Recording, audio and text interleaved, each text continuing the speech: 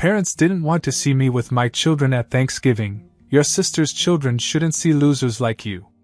My dad shouted loudly. I said I stop helping with money and...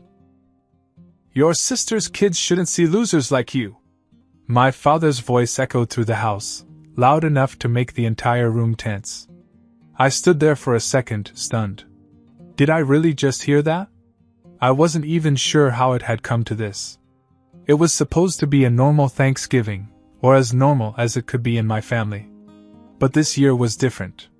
My sister, Emily, was visiting from Switzerland after 7 years, and you'd think she was royalty from the way my parents acted. Everything had to be perfect for her and her two golden children, Lily and Jack. I'd never seen Emily's children in person. Over the years, I'd heard all about them through endless phone calls and updates. They were apparently straight-A students who spoke 3 languages, excelled in music, and somehow had never thrown a temper tantrum in their lives. My parents talked as if they were walking miracles. Meanwhile, my own 2 children, Ben and Sophie, were apparently inferior by comparison. Never mind that Ben had made his school's soccer team last month or that Sophie had won a state spelling bee last year. When I first arrived with my kids, my parents actually let us in. For a while, it almost seemed like we were going to have a good time. But the good vibes didn't last. As soon as Emily and her family walked in, the comparisons began. Look at Emily. My mother gushed to no one in particular. She's done so well for herself. Yes, Dad added, his voice full of pride. A nice house in Geneva, a great job, smart kids, all set. Not like some people. I didn't need an interpreter to know who he meant.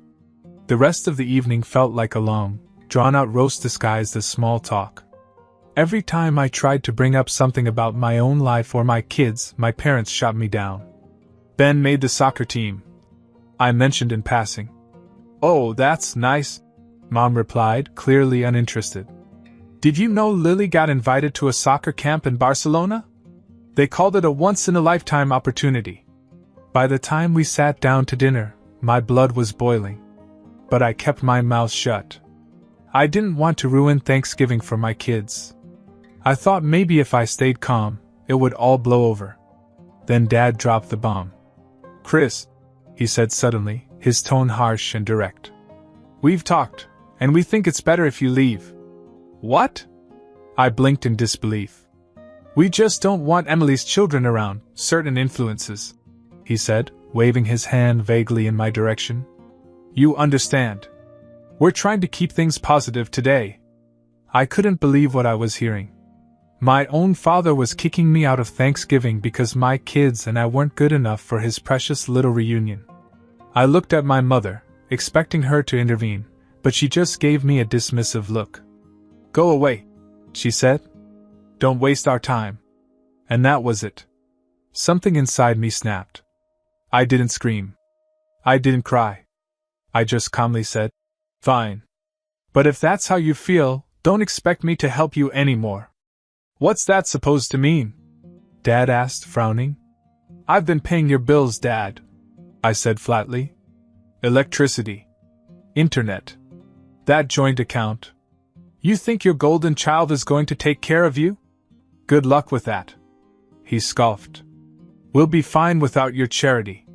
All right. We'll see. Without another word, I grabbed my children and walked out of the house. The cold November air hit my face as we walked, but I felt strangely at peace. I knew exactly what I was going to do next. I didn't say much on the drive home. Ben and Sophie were unusually quiet in the back seat, probably sensing my mood. They're good kids like that, more observant than people give them credit for. Sophie finally broke the silence. Are we going back for dessert? No, honey, I said, keeping my eyes on the road. We're not going back. She didn't ask any more questions after that. The minute we got home, I went straight to my computer and started unplugging everything. The first thing I did was cancel her automatic bill payments. No more covering her utilities.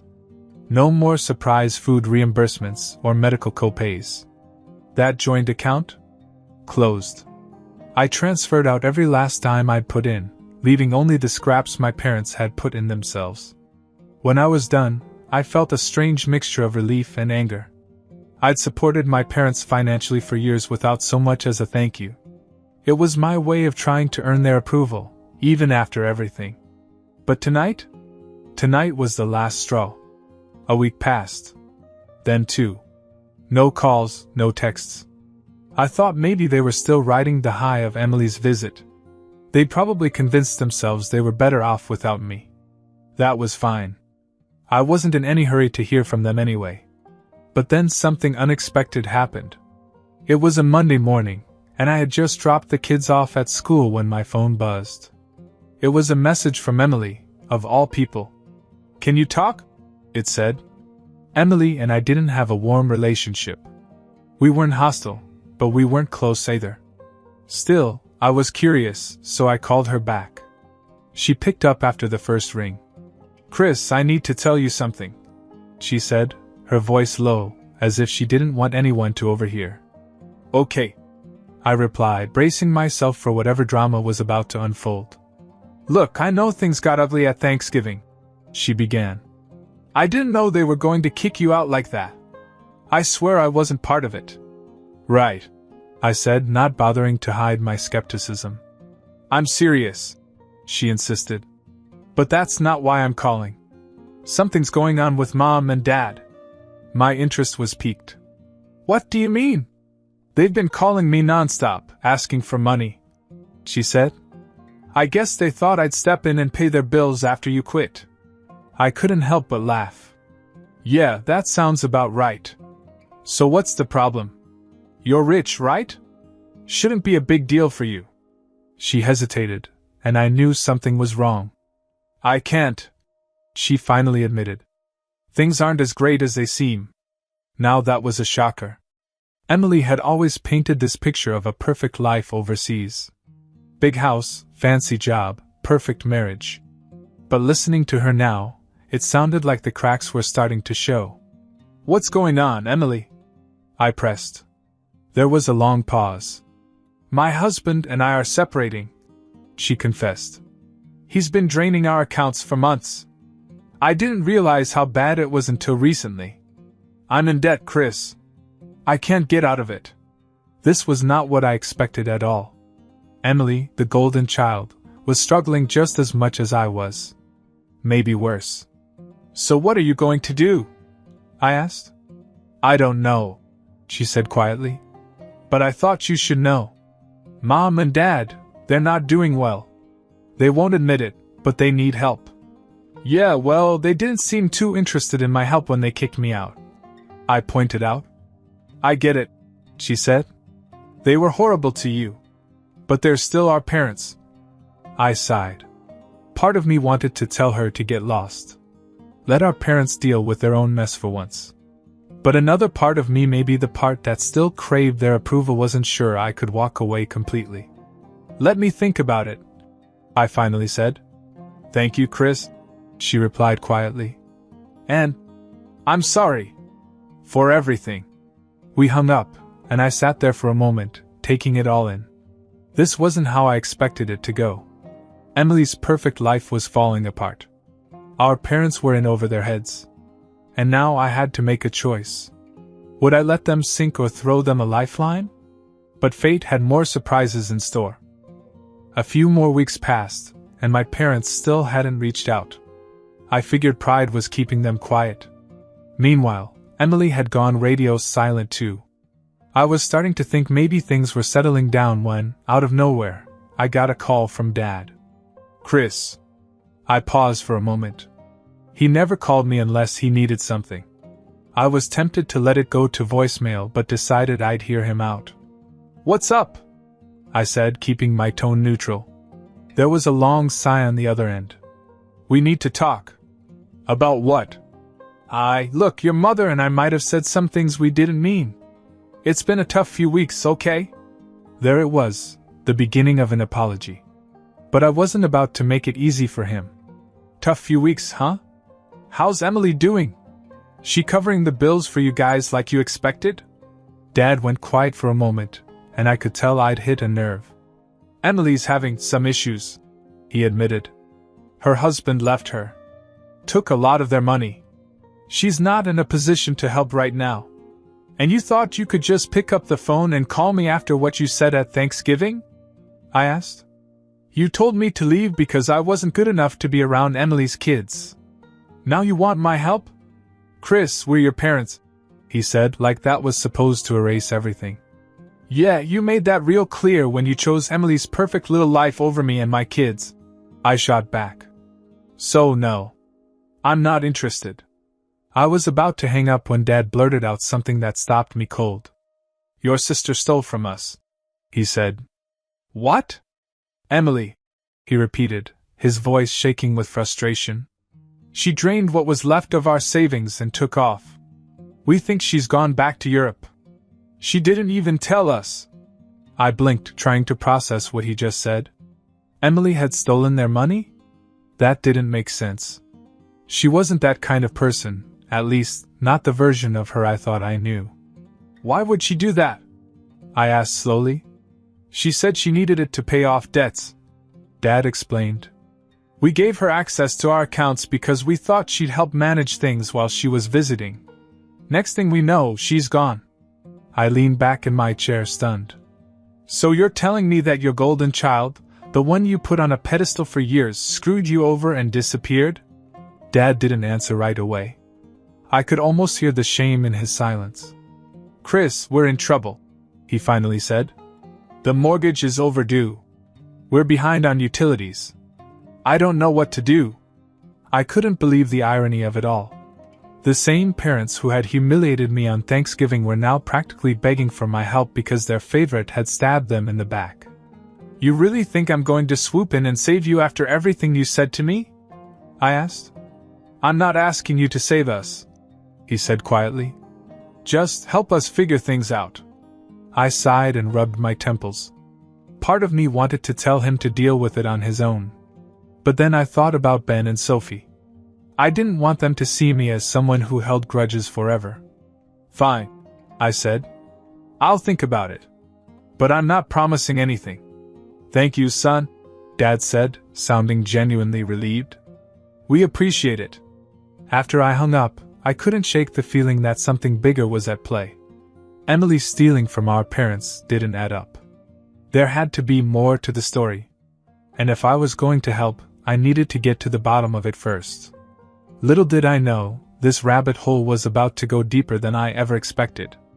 After Dad's call, I couldn't stop thinking about Emily. Stealing from our parents?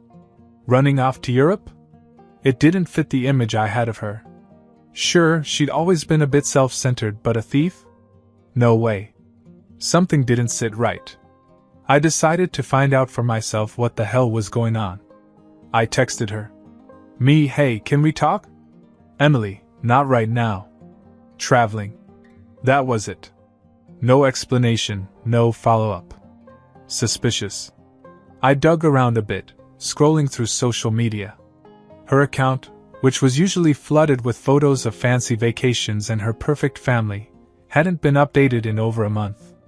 The last post was a blurry shot of her kids in a park, nothing like her usual curated stuff. I made another call, this time to a friend of hers, Carla, who still lived in the States. Carla was chatty and always in the loop. Oh, Emily?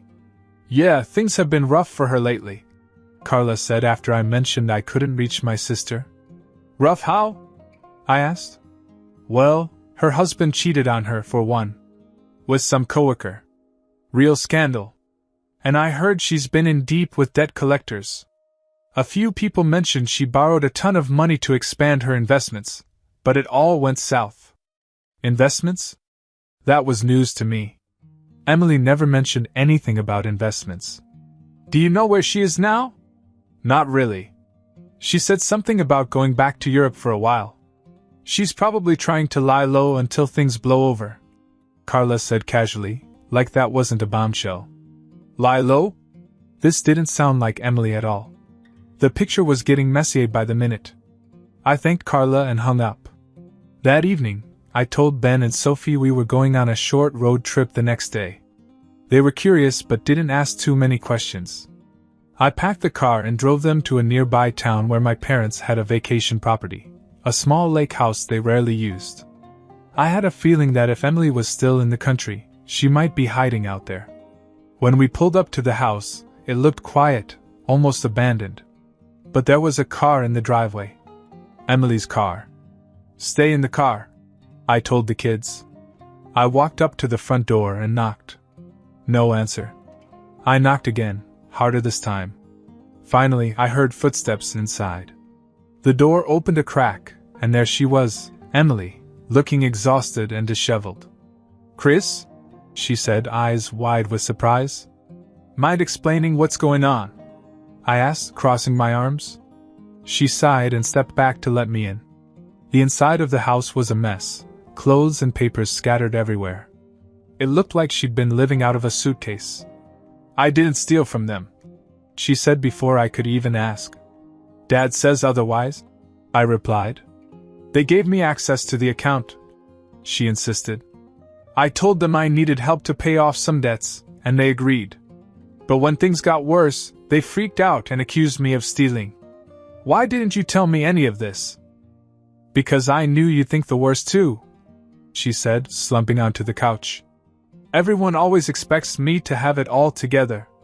I didn't want you to see me like this." I sat down across from her, trying to process everything. "So, what's the plan? Run away to Europe and hope nobody notices?" "I'm not running," she said firmly. "I just needed a break to figure things out. I was going to pay Mom and Dad back once I sorted my finances. But now they're making it sound like I robbed them blind." This was a lot to take in. On one hand, I understood why my parents were panicking. They had no clue how to handle their own finances. On the other hand, Emily wasn't the villain they were making her out to be. "You need to talk to them," I said. "And say what? That I screwed up? They'll never let me live it down," she muttered. "Well, welcome to the club," I said with a bitter laugh. "They've been treating me like a failure for years. Maybe now you'll see what it's like on the other side." Emily looked at me, and for the first time in a long while, there was a hint of vulnerability in her eyes. "I guess I deserve that," she said quietly. "Maybe," I replied. "But if you want any chance of fixing this, you need to face them. And I'm not cleaning up your mess for you." She nodded slowly. "Okay. I'll talk to them. But will you come with me? I could use some backup." I hesitated. Part of me wanted to say no, to let her deal with the fallout on her own. But another part of me knew this was bigger than just her. If we didn't handle this together, our whole family would stay broken. "Fine," I said. "But you're leading the conversation. I'm not taking the heat for you." "Deal," she said with a weak smile. This wasn't the outcome I expected, but it felt like a step in the right direction. What came next, though, would test all of us in ways I wasn't prepared for. Emily kept her word and met with our parents the next day. I didn't go in with her. I stayed outside in the car with Ben and Sophie. I figured it was her battle to fight. When she finally came back out, she looked relieved but also distant. "How'd it go?" I asked. "They're upset, obviously," she said. "But I told them the truth. I told them I can't bail them out anymore. They didn't take it well." I nodded. "Yeah, that sounds about right. They tried to guilt me," she continued, talking about how they raised us, how much they sacrificed. "But I'm done, Chris. I can't keep pretending I have it all together just to make them happy." For a moment, we sat there in silence. It felt like a shift, like the weight of years of expectations had finally been lifted. "What's next for you?" I asked. "I'm going back to Europe," she said quietly. "I need a fresh start. I'm taking the kids with me. I'll stay in touch with you, though. I mean it." I wanted to believe her, but something in her tone told me this was goodbye, at least for a while. And honestly, I didn't blame her. We both needed space from the mess our parents had created. "I hope it works out," I said. "You too," she replied. "Take care of yourself. And thanks for not giving up on me." With that, she drove off, and I had a feeling I wouldn't hear from her again anytime soon. Over the next few months, things with my parents unraveled even more. They called a few times, leaving desperate voicemails. "Chris, we're behind on the mortgage again. Chris, your mother's medical bills are piling up. Chris, can you at least help with the electric bill?" But I didn't answer. I knew the truth now. They didn't want me. They wanted my money. And after years of bending over backward to please them, I was done. Instead of feeling guilty, I felt free. I focused on my kids, my career, and rebuilding my life on my own terms. We found new traditions for Thanksgiving and holidays, making memories without the constant pressure of family drama. As for my parents, they eventually found a way to manage. Turns out, when people stop having a financial safety net, they figure things out pretty fast. My dad even sold one of his properties to cover the debt. They didn't need me, they never did. They just needed someone to use. And now that I was out of the equation, they were finally forced to take responsibility for themselves. Revenge wasn't loud or dramatic. It was quiet. Simple. I stopped giving, and they stopped taking. And for the first time in years, I felt at peace.